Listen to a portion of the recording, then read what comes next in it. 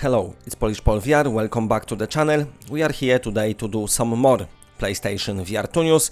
We've got an official development update straight from Sony Studio, the team behind Microsoft Flight Simulator 2024, confirming more good progress towards PS5 version and PSVR2 support that will come at some point in 2026 as free update.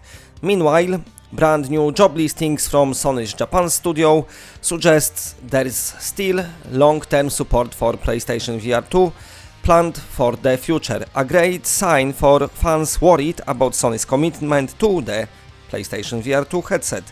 On top of that, there is brand new game announcements, more Zero Caliber 1 and 2 news, and some more other PSVR2 updates and bits and bobs.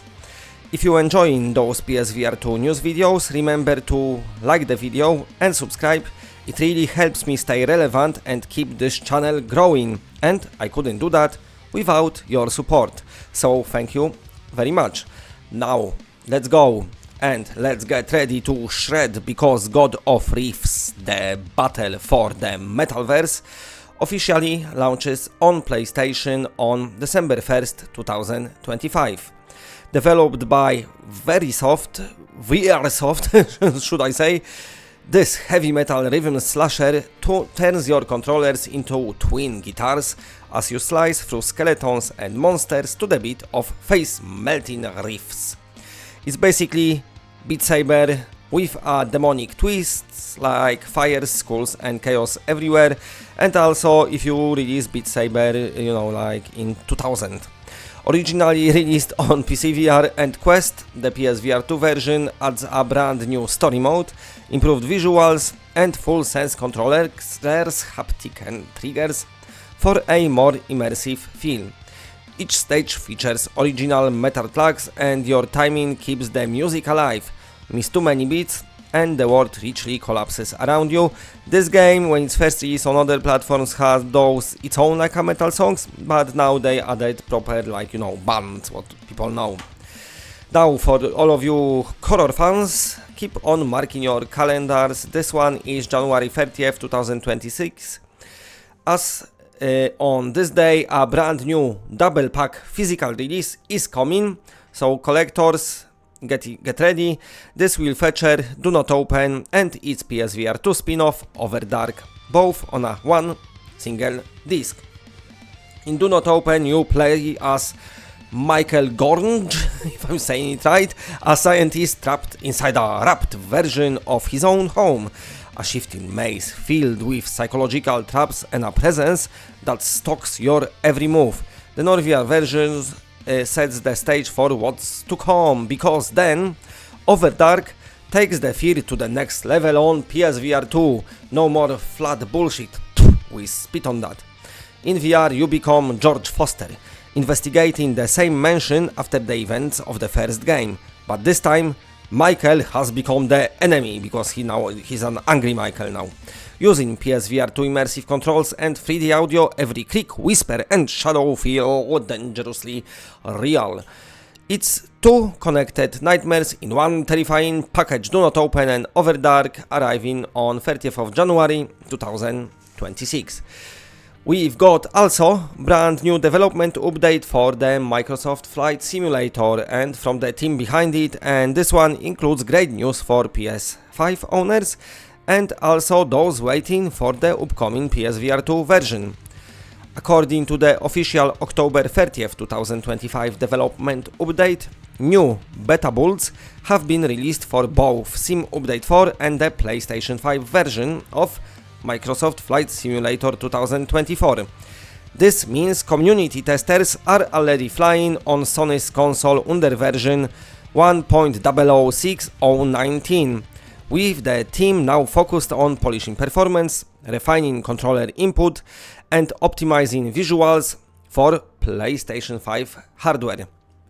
This is an important step forward, especially because the PlayStation 5 build will serve, of course, as the foundation of the game's eventual and most epic version for all of us here, which is the awesome PSVR2 support, which has already been confirmed to arrive after the main console release. Once implemented, players will be able to experience the entire planet in full VR, from the cockpit of commercial jets to small private aircraft, all rendered with this next-gen fidelity, dynamic weather and real-time traffic. Exactly type of games we need for PSVR2. The update also includes some global improvements that benefit both 2020 and 2024 editions of the simulator. The team pushed the latest AIRC Cycle 2511 nav data update, which refreshes the world navigation system, airport routes and procedures, ensuring the in-game world matches real-world aviation standards. While this week's community event celebrated Halloween with a Fly-In Fright Day, tour of classic horror film location, all eyes are clearly on the PlayStation 5 version and how it will stack up against the high-end PC and also Xbox builds. The beta phase suggests Asobo and Microsoft are taking their time to deliver something that looks and runs beautifully on Sony's hardware. And for the virtual reality fans, this is shaping up to be one of the biggest moments for PSVR2 since its launch. Imagine flying through live weather systems, leaning forward to inspect cockpit instruments, or looking over your shoulder mid-flight, all powered by PSVR2's beautiful OLED clarity, 3D audio and next-gen haptic feedbacks on controllers and your head. This isn't just another VR add-on, it's a full global flight simulation rebuilt for next-gen system, and when the PSVR2 update drops, it will finally give console players the kind of immersive realism PC VR simmers have enjoyed for a while. I'll be covering Microsoft Flight Simulator extensively in the lead up to the release, during the launch week and also after release, once PSVR2 support officially lands, and then everything beyond that as well. Expect in-depth news, gameplay coverage and performance impressions right here on this channel, so make sure to stay tuned and be subscribed for more updates on Microsoft Flight Simulator 2024. In the next story, it looks like Sony is still hard at work behind the scenes on PlayStation VR2, even if things have been a little quiet publicly. Recent job listings from PlayStation Studios Japan mentioned that part of the work involved testing across PlayStation 5 hardware family, and that also includes PlayStation VR. Those listings are connected to Sony's internal Quality Assurance Division, the team responsible for testing games, system updates and new features before they reach players. That means Sony Quality Assurance team are actively testing PSVR2 content right now as we speak. This could include upcoming virtual reality games, software improvements or future system updates designed to enhance performance or tracking accuracy. It's a strong sign that PlayStation VR2 development is ongoing and healthy. Sony is clearly continuing to support its latest VR headset through behind-the-scenes testing and development. For us players, for me and you who watches this channel, means PlayStation VR2 isn't going anywhere, and there are likely new updates and experiences still on the way. Other day I've done a list of 50 upcoming games. I choose the best 50 of like about 100 we know of, but there's way more coming to PSVR2, so stay tuned to the channel.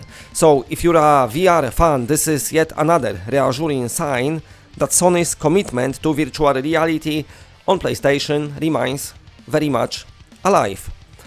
Now, in other news, Offline's F-Rain demo on PlayStation VR2 just received a brand new update, and this update is designed to bring the demo up to date with the final version of the game, which officially launches on 4th of November.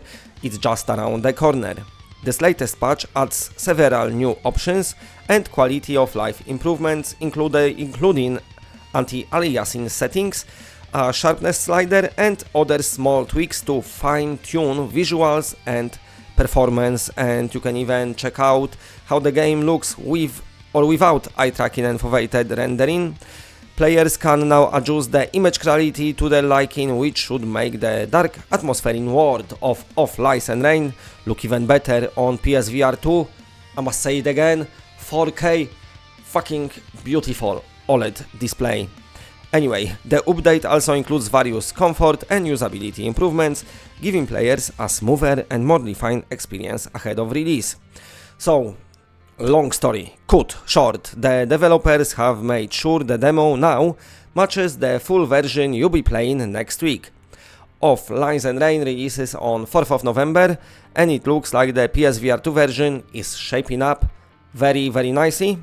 I'm still under the embargo.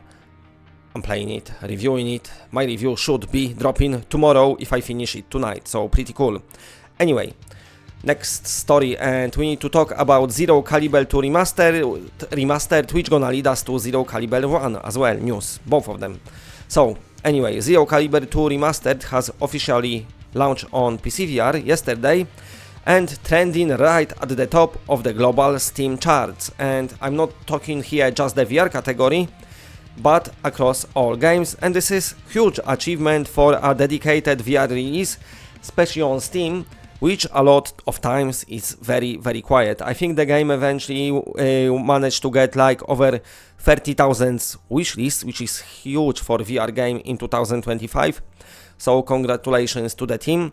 But this version is a full reboot of the original Quest 2 Zero Caliber game, and this one is made for high-end headsets with completely overhauled visuals, lighting, AI and physics. So pretty much they change all game because that's how much headroom they had to make it better. And this is the same upgraded edition that is exactly what's heading to PlayStation VR2 in the future, as the developers confirmed on their roadmap. While the first Zero Caliber arrives on PlayStation VR2 this month, so this is just around the corner, the sequel will follow sometime after. Together, they will bring a pair of major military-style VR shooters to the PSVR2, and now rebuilt with this, let's say, PC VR or maybe next-gen fidelity and performance. So that's great. So as for PSVR2 in 2026, Zero Caliber's next-gen overhaul is a perfect example of what the future look like. High-quality, cross-platform VR experiences that push Sony's headset even further. Because I know we're getting some, let's say, questified games, shitloads of shovelware, but everything, you know, in between all that, there is some really good releases coming. So that's it for today. Thanks for watching. I super appreciate all of you. If you like what you're seeing, then please press a like because it does help the channel a lot. And if you're new to the channel and are not subscribed, then subscribe. It's always better when it's more of us. And for now, that's it. Bye.